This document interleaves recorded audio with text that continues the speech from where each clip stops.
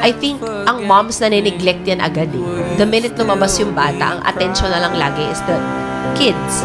Nakakalimutan yung well-being ng mga nanay na parang they also need emotional support. Kailangan din nilang ma-comfort. Kailangan nyo din sila i-assure na parang you're doing a good job. You know, you're not lacking. Help them in ways. Kahit kung hindi kayo makatulong physically, kahit emotional support, malaking bagay yun. Lalo na pag alam nyo that moms are going through postpartum depression and hindi agad nagmamanifest yun. Yup. Like, ako ngayon pa lang sa akin nagmamanifest yun. Alam ko pag hindi ako okay mentally and I'm going through it the hard way because you have to be happy but in a sense sa sarili mo na parang mahirap. Basta it's a journey.